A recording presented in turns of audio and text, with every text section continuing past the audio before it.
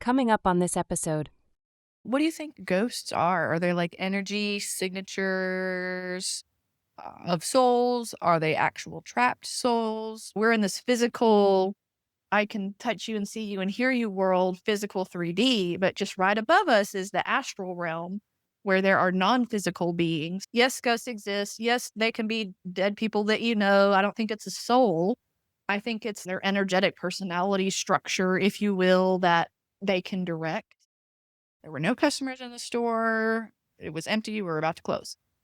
And this went on for quite a while. And we are freaking out, thinking, what on earth is up there? Who is up there? We were just like convinced it's got to be some kind of ghost. Just nothing else made any sense. And she just so nonchalantly said, "Oh, I know. That's the store ghost." We're all just like, Should number have one, told this upon hiring. why have we never heard about this? And do tell more. Come explore the depths of consciousness, where we raise the vibes and open minds.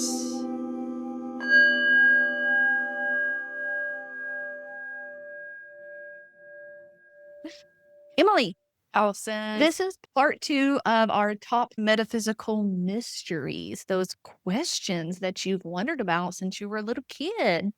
Go watch the last one. Just go watch it first. I talked about free will and where humans came from and reincarnation and all that really cool stuff. But now we're going to do 6 through 10. We're getting into the nitty gritty. But before we do that, if you like our content, Emily, what should people do? Subscribe and like and comment and share. Definitely please do those things. We would love your support. Welcome to the Grounded Galactic Twins podcast. I'm Allison. I am Emily. And we're going to jump right into our next list item, number 7. I'm just realizing, Emily. I know. I tried to tell you we did 1 through 6. We did 1 through 6 on our last one. We did. That's okay. This is still part 2. Oh. I do want to say that the vast majority of this list have been informed by our life experiences, but also our previous audience comments and engagement. We like to hear from you. We like to respond to as many comments as we can. So please drop your comments, especially on these topics, because we want to know if you believe in life after death and reincarnation and aliens and ghosts and all of that. People need to be talking about these things. I mean, I don't like to say people need to do anything, but I would just highly encourage people to have these conversations with anybody and everybody who might listen. Started with your close friends and family members, because, man, if you're like me, this turns into an excitable conversation really quick. I always leave these conversations feeling like so much more curious, so much more like high, if you will, vibrationally, and just like excited. And, I don't know. I love it. This is my thing. Okay. So like I said, let's jump right into not number 6, but number 7, which is what? Ghosts and spirits. Ooh, the spirit realm. I think a lot of people will go, are ghosts real? What are ghosts? Can you talk to ghosts? How does that work? And people, I'm sure, have heard of a ghostly experience from somebody in their life. I feel like at this point, for most people, at least that I know, they do have some belief in the spirit realm, as far as at least like, okay, a dead loved member died, and I think that maybe they can haunt me, type of thing. Don't haunt me when you die. I will visit you, but I'm not going to like haunt you and try to scare you. Okay. Now, that doesn't mean that me sending you signals isn't going to scare you. I'm sorry if all I can figure out how to do is turn your lamp on and off. I had a lamp do that recently, actually. It's the upstairs office lamp. That's creepy. Like, literally.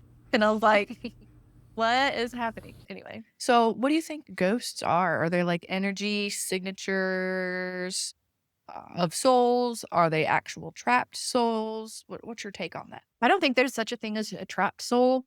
Well, I don't think they're souls at all, because of the way I have defined a soul that we've talked about previously.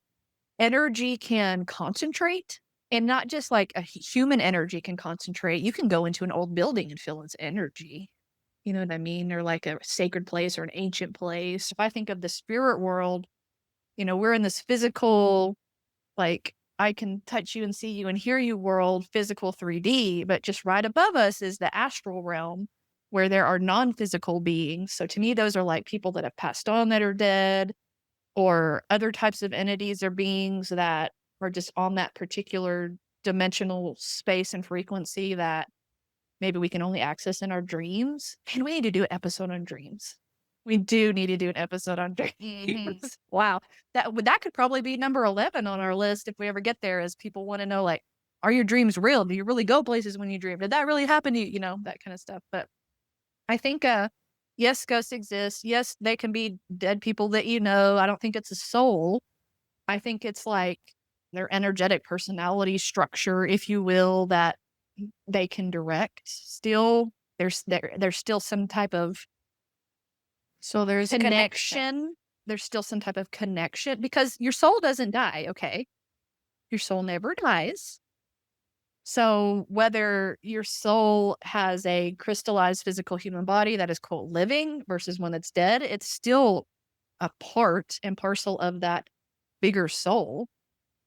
And it can still be directed, if so it chooses, and if it's relevant, to go visit somebody back in Earth or whatever, or give them a sign, or send butterflies, or make a cloud a special shape or something like that, and or go into someone's dream. Wander around the streets aimlessly covered in blood because they're murdered and their life was cut short. Like, what do you make of those types of ghostly experiences? Yeah. So we went to Hot Springs last year, and there is, what's the name of that hotel that's haunted there?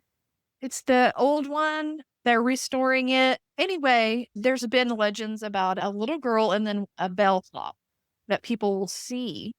And I did see them while I was there. Never heard this story. Well, it's a very short story, but anyway. And I actually had a friend of mine who just stayed there like just a few weeks ago send me a picture too. And I'm telling you right now, the bellhop's in the photo at the end of the hallway. I am telling you. I'm gonna ask her if I can share it, because honestly, it was there. It's like an energy concentration. You know how they've taken like pottery from a place in time where it was like ancient, and that maybe there was a war, and they can put like a record player on it or something and get like a sound out of, almost like a recording of what happened at that time. I kind of think of it like that, which is, that's not necessarily that soul directing their ghost to go there, but it's like a remnant. It's like a echo, just it's energy that's kind of left behind, that maybe it feels like it hasn't resolved or something like that. And I also do know, and I've heard from other teachers and channelers, that someone who passes on might decide that they don't want to go into their life review yet. They don't want to go into their next life yet. They might feel like they have unfinished business. And so they want to try to resolve things here, or they just want to deny that they're dead altogether. And so they do kind of linger until they realize and decide that they don't want to linger anymore. And I think really gifted, sensitive mediums can help those beings make a different decision and move on.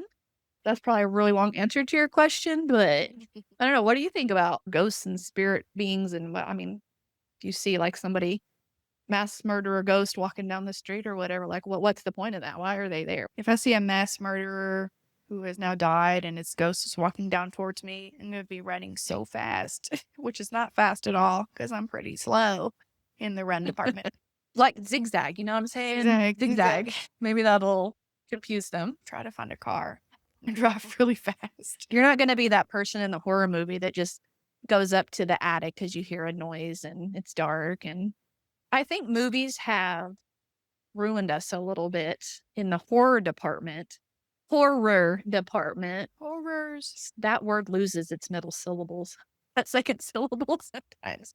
And even in alien movies, like the spiritual stuff and the otherworldly stuff, a lot of times it's portrayed as something to be feared, something that's going to harm you. And I've had some experiences that have been scary, and with some shadow beings and things like that. But if I had to put a percentage on it, it's like 1% of the things that I've had in my life, which I've had a multitude of experiences. And the other 99% have been either very neutral or positive or something like that. And even the issues, with the shadow being were at some point you realize that that's just your shadow side. There's nothing to fear. It cannot hurt you. You're an indestructible soul. If you had a Sasquatch walk up to you, I'm gonna veer off a little bit, but like you can choose to run away and be scared and think it's gonna eat you, or you can just be like curious about it and be like, "Hey, what's up, Sasquatch?" You know, like I'm hungry. I movies want to. and TV shows and all these story books over time have trained us almost to reject those things either as false or fake or make believe, or if we believe in them, we should be scared of them.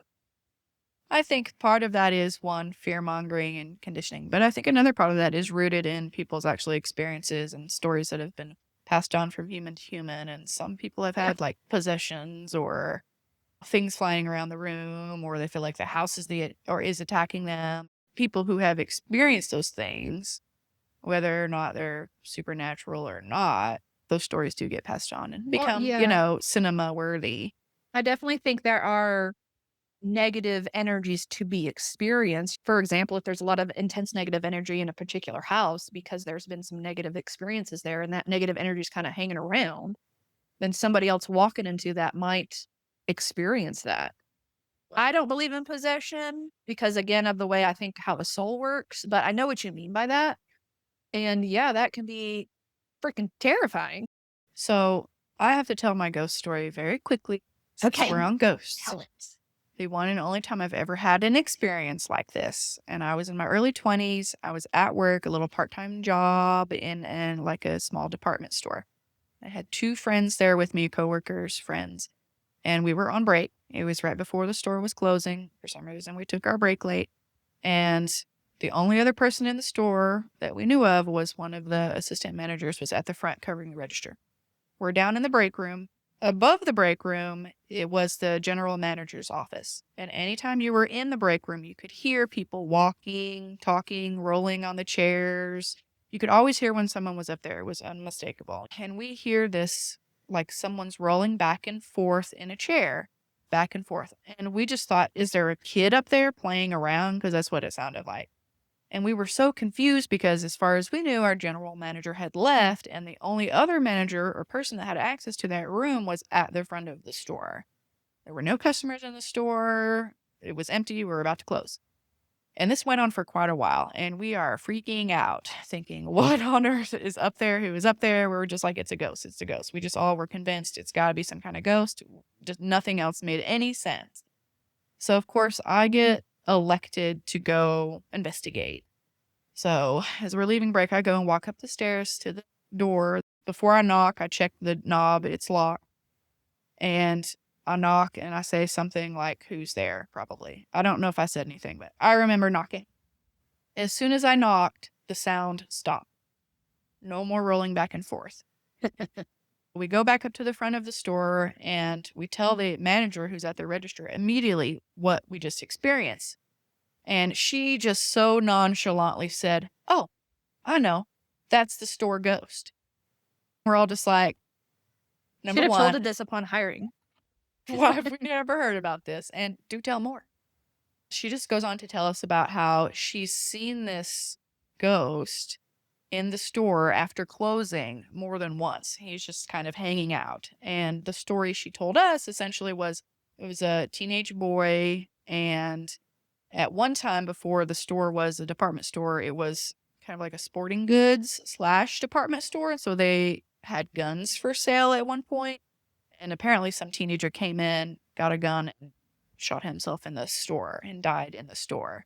That's the story she told us. Don't know if it's true. I tried to look it up later on and see if there's any records. I couldn't find anything, but that's the story that was going around. And she claimed to have physically seen him in the store, just hanging around in the area where everything gets received. And for whatever reason, he's still hanging out there. So, I mean, that would speak to the fact that if he died in such a violent way and there was so much of a strong energy imprint right at the moment of death, a suicide, I can imagine, would leave a strong energy imprint or impression that could still be sort of playing out as though, Or he's hanging out because he feels or unresolved. he's hanging out. Yeah.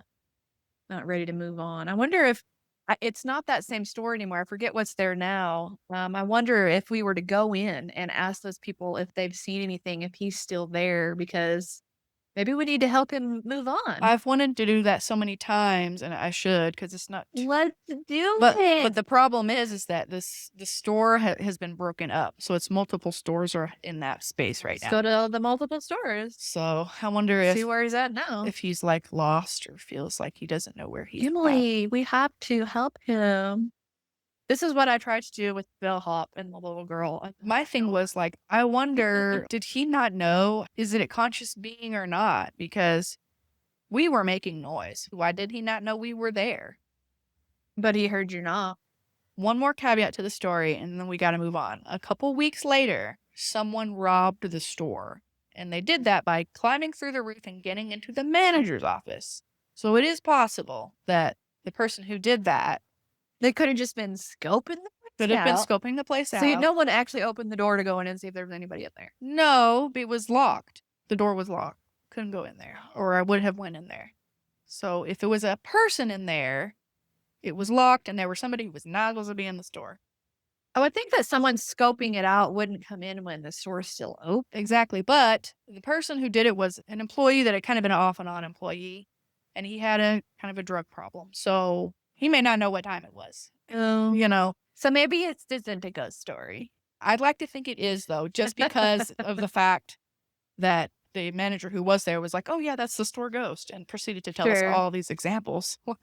I'll be interested if we could get some other independent stories. Okay, so ghosts and spirits, love it. All right.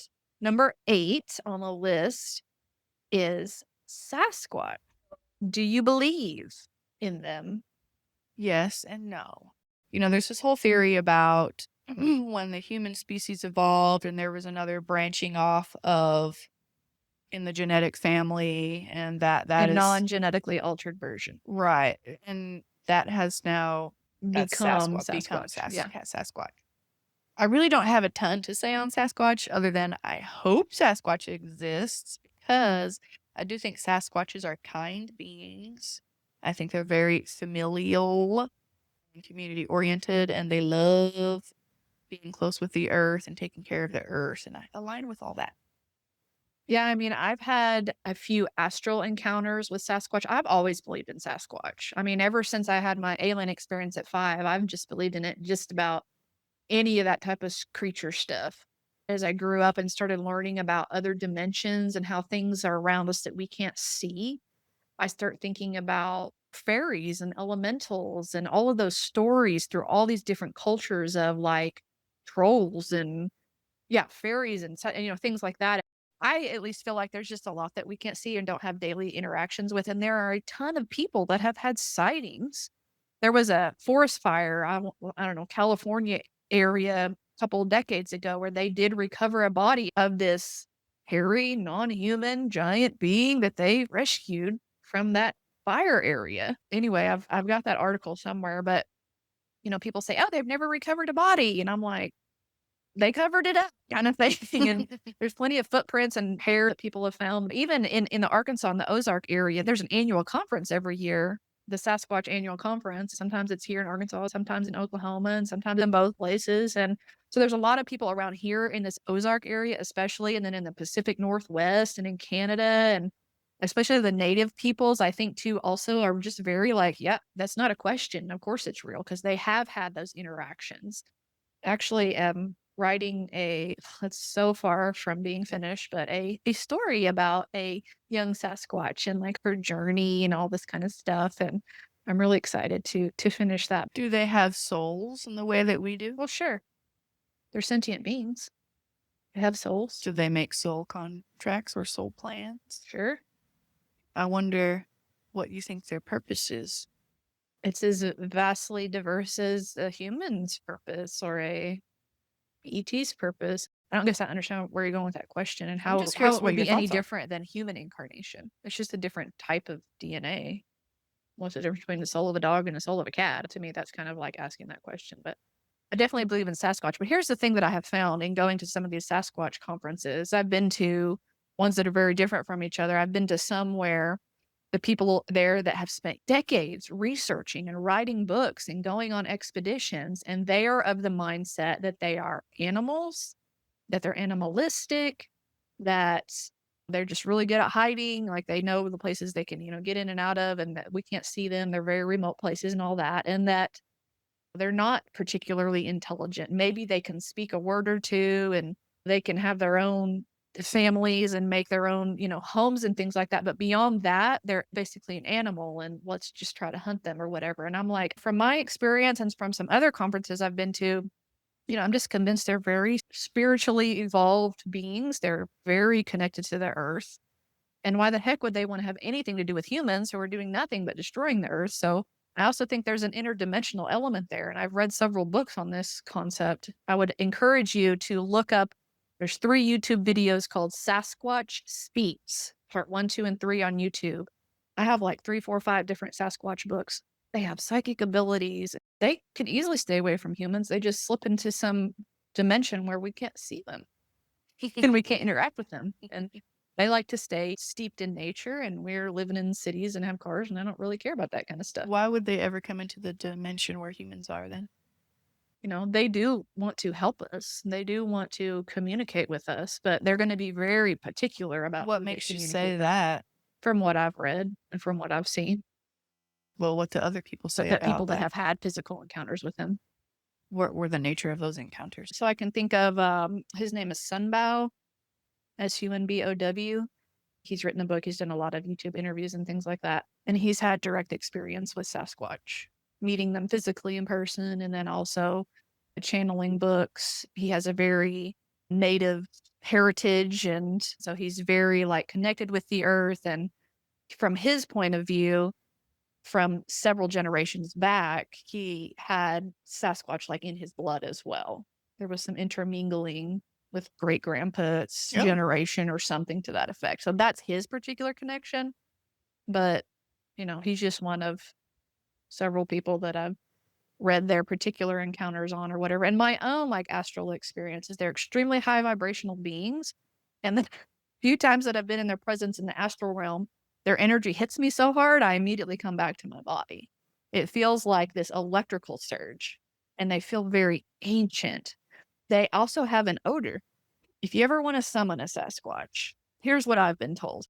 You go to some remote-ish, if you can, area, mountainous area, lean your back against a tree or in front of a stream or something, but immerse yourself in nature. Get into your heart-centered space and just invite them to communicate with you. And you might find that you start smelling this old, musty, skunky odor. Those are generally the males.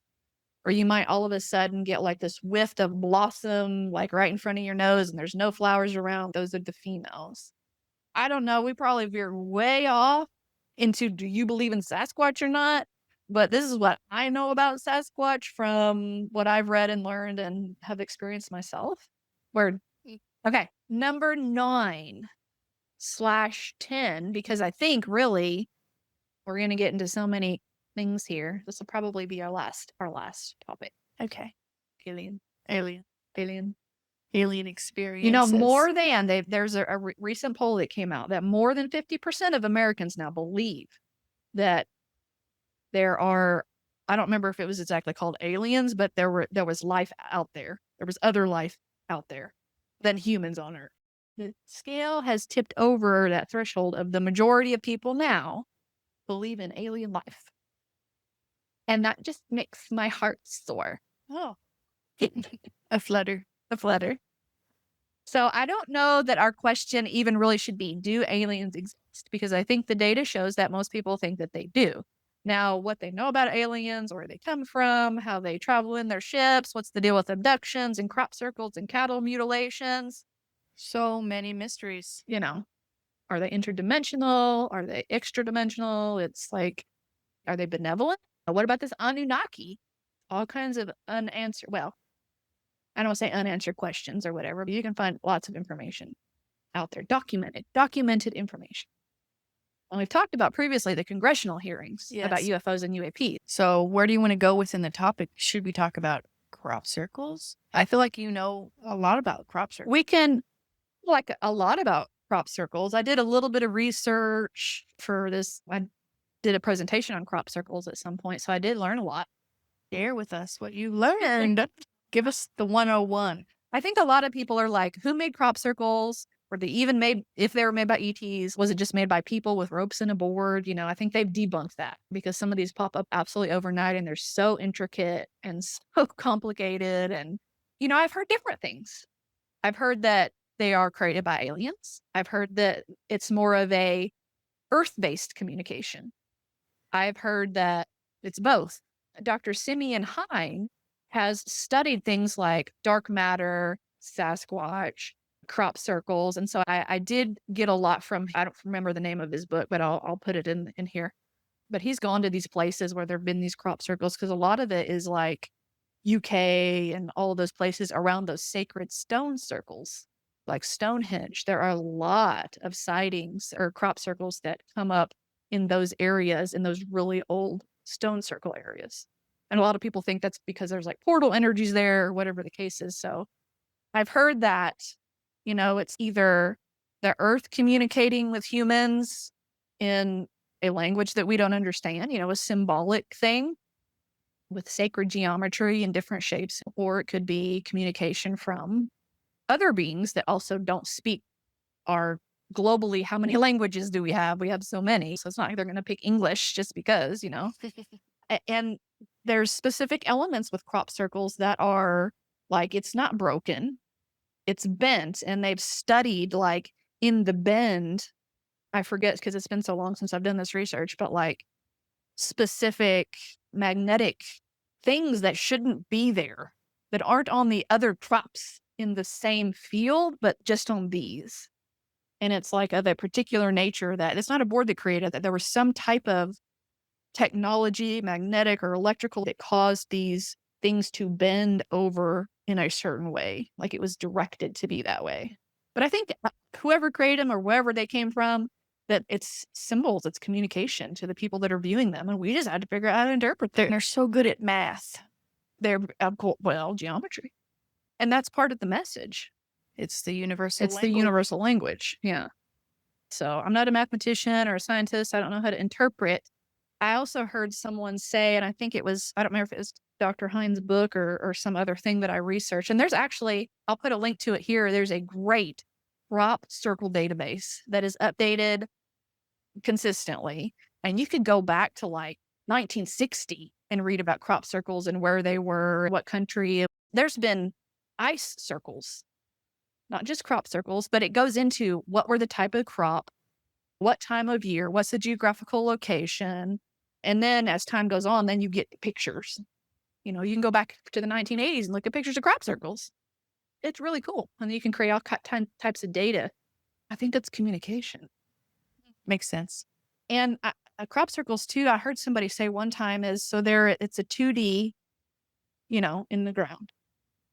But the communication is holographic. So if we were to, and some people have done this on like YouTube videos and websites and stuff, is they'll reimagine the crop circle as like a 3D image. And that's really the symbol for the communication, is what that 3D image looks like. If you expose yourself to that, you might feel some type of way. You might figure out what they're communicating easier by looking at the 3D version and not the flat 2D. So some other common questions that I think people have when it comes to aliens is, what's the deal with abductions? What's up with that? Why? What do you think? I think it's an experiment. They're gathering data. Why do they even care about us? Why? That's always the question I ask. I don't know.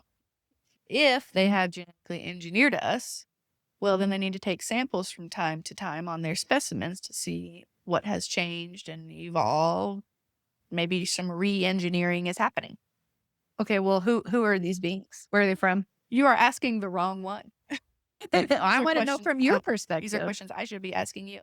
So I don't believe that actually has happened. So it's hard for me to conjecture who, what, when, where. You don't believe that there's been genetic manipulation of human DNA? I don't know for certain. Like, it's possible, but I can't really talk about it as though I believe it is likely or probable. I can speak in possibilities. If you were to examine historical records that have been uncovered in places like Egypt, that researchers have said this indicates that non-human beings came to Earth and conducted genetic experiments on humans, whether it's coming from a researcher, a scientist, an archaeologist, would that nudge you into belief? If there were historical records capturing that alien beings were genetically modifying Have you ever humans. watched Ancient Aliens? Sure, I've watched Ancient Aliens. Most of their episodes are about this.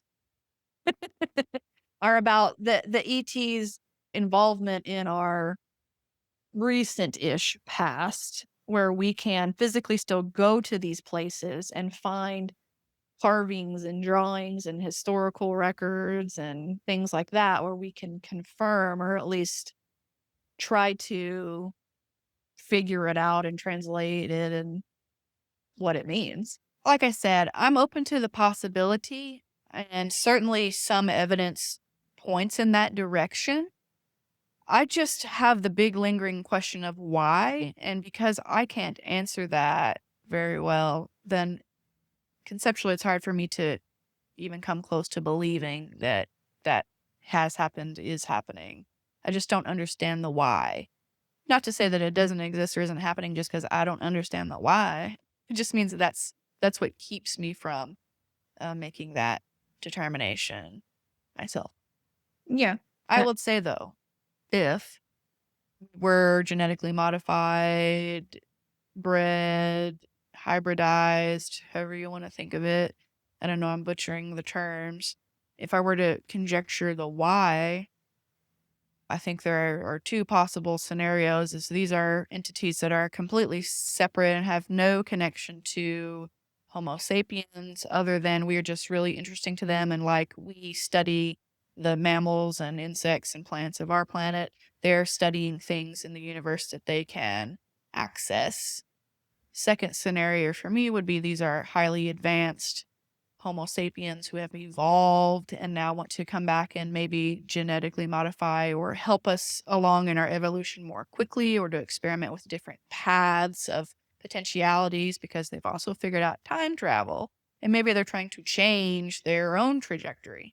Those are the two possible scenarios I see. I mean, I think those are pretty two popular scenarios, at least that I've heard, if people even get to that point of, past they exist and they're interacting with us openly and actively, and they're taking people or they're visiting people or they're operating on people, taking DNA, taking sperm, taking eggs, implanting, all this type of stuff that people have reported that have happened to them.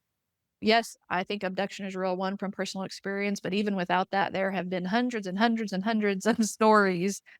I think it has happened on a wide scale, and yeah, I think for probably lots of different reasons. I think predominantly genetic experiments and hybridization, but I also think there's other possibilities that I don't know about. And the question, why us? Well, why not? I mean, we're an intelligent form of life. Aren't we interesting? It's like, why not? So of all the vastness of all the life and all the universe, somebody's going to be interested in us. Sure. I'm just thinking we're talking about the possibilities of yes, alien abduction exists and that it's being used for potentially these specific purposes. I'm curious though to hear you or us talk about what if that's not the case? What if there's this it's not a mass delusion, but what if people are thinking they're having these experiences, but they're really not? And now we have this large tapestry over time, all these different stories that just really kind of further condition future generations What about towards people those that have potential. had shared abduction experiences? There have been lots of documented cases.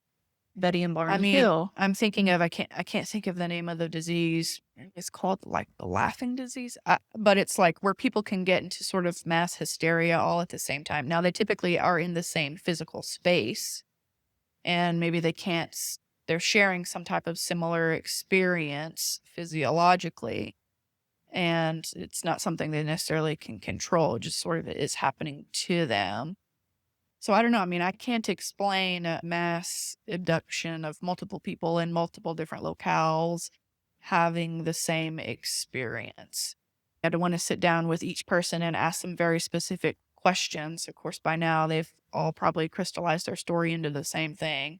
I think one of the things that humans tend to do is they want confirmation that what they're experiencing is real, true, meaningful, and it did happen.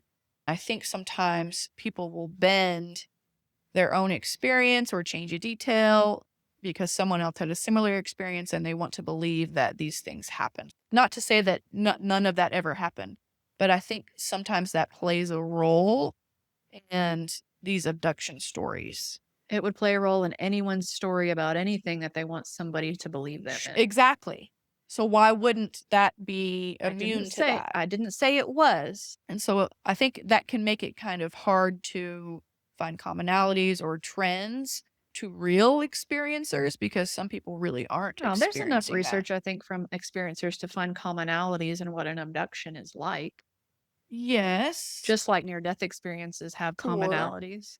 There are commonalities too that we can maybe discuss on a whole other episode about this, and I'll just quickly mention it, but there is research out there about some of the things that tie together the commonalities among people who have had either an alien abduction experience or an experience with Sasquatch or an experience with, some type of supernatural otherworldly being. And there is research out there that talks about people that have had specific types of trauma in their childhood, not just trauma, but specific types of trauma, specifically sexual abuse and physical abuse, more so than like mental and emotional abuse. Typically, when you have these adverse childhood experiences and there's violence associated with them, a person can have a dissociative response. Your brain can disassociate. And sometimes in those dissociated states, then you have hallucinatory things for whatever reason that your brain needs to protect itself or to comfort you or whatever that is. And that can continue through life if you're triggered by a certain thing. Could be a smell, could be a sight, could be a color, a person, whatever. You could be triggered by any number of things potentially that's tied to that experience. Research has talked about that. I'll have to share some articles with you about specific types of trauma in our childhood tend to make a person more likely to say they've had some type of extraordinary experience. Now, that doesn't mean that those experiences don't exist. It just might mean that that trauma somehow unlocked something in that person to now they have this hypervigilant, extrasensory, you're paying more attention to your environment. You know what I mean? It's very possible that those events open a person up to what really is beyond the veil. I think there are a couple of things here, and you always have to take research with a little bit of skepticism because as much as you can design a research experiment to the T. But it's not an experiment. It's talking to people and getting their stories. Okay, forget I said the word seeing... experiment and let me finish my thought. Yeah, okay. There's no research anything that is perfect and can possibly cover all variables. Sure, of course. So if they're not including a variable of the paranormal and they're not including a variable of multidimensional reality in their research, they're going to quote, call it a hallucination. When maybe for some people it's hallucination, but for some people it's a multidimensional, real, true experience with a being. But they're saying in their research that this causes this because I think generally a lot of research needs to be expanded to include spiritual elements and energetic elements that we're not necessarily including. So maybe that's just kind of a sidebar. I just wanted to mention that. I mean, maybe for sure it means you become extra sensitive or you become extra vigilant or because you kind of have to navigate the world maybe a little bit differently than if you didn't have those traumatic experiences. I totally get that. It kind of goes back to when we were talking about near-death stuff and how the brain can fire off. And I know that's your perspective, but I definitely would never want to dismiss somebody's, and I've heard a lot of abduction experiences from other people because they call me up and they email me and I cannot sit here and say I believe every single one of them. But it's not up to me to believe them. And it doesn't really matter. For whatever that experience is to them, whether it's truly real or not, whether they're remembering it or not, whether it's a hallucination or not, it's affecting the trajectory of their life in some kind of way. Sure, the same way dreams, Yeah. standard dreams will And I just, affect us. what I don't like about the whole thing is that tends to be an area in society where people just automatically, not everybody, but a lot of people automatically go, You're crazy. You're lying. That didn't happen. You were hallucinating. You were dreaming. And to somebody that knows that that's not the case, it can be extremely hurtful. Sure. And anyway, yeah, let's move on a little bit. So, one of our audience members wants to know your thoughts on space travel. How does it happen and what's up with that? You mean like how do ships travel and things like that? Yes. Well, it could be a whole conversation, but I think we will start coming to know that a lot of these UFOs and UAPs that we're seeing, especially the ones that zip, they look like they zip so quick, you know what I mean? And it's like, how the heck did you just traverse that huge, vast amount of space in such a small amount of time? And they're not using propulsion fuel-based systems. They understand the vibrational frequency of where they're at and where they want to go. And all they have to do, is impose upon the vehicle and all the occupants in the vehicle a new vibrational frequency of their desired location. And it's kind of like they disappear from here and they appear over there. So you have had a lot of reports of UFOs that came out of nowhere and then it was gone. Well, is what you're describing teleportation or is If it you wanna something different? call it that? Sure, you can call it that. It's just a change in the vibrational frequency because everything that exists has a vibrational frequency with which we have discussed. So like this book, for example, has a frequency based on the materials that it's made from, where it's at in physical space time. Like right now it's here, but right now it's here on the table. When I'm holding it up in my hand, its vibrational frequency, one of the elements of it is where is it physically at in space? Right now it's I'm holding it up here. But when I put it down on the table, it's still a book, but something has slightly changed about its vibrational frequency because now it's at a new location because your location in space is built into the vibrational frequency of the object. So if you can figure out how to pinpoint and measure the vibrational frequency of the object at rest, and then go and put it somewhere else and measure the frequency there. And so now you know the frequency of that same object at two different locations, and that's the only difference, is then you can impose a vibrational frequency of where it was just at, and you can see it travel there or poof out and poof in. That's how I think they can zip, zip, zip, and all this kind of stuff. Zippity doo Zippity dah. doo dah. I mean, if they're advanced enough to do all those things, surely they would have invented teleportation and time travel. We haven't even talked about time travel. That's a whole other thing. But yeah, teleportation. Sure. So we covered so many things, and we said 10. I don't know how many we even went over. Does it even matter? Many. They're all interesting topics. Thank you so much for joining us. I'm Allison. I'm Emily. We're the Grounded Galactic Twins. And We're out. we're out. You did the hand slap right, and I didn't even have to look at you that time. Yay. Because I was looking at the camera and I knew. Dang it. No. There you go. Okay.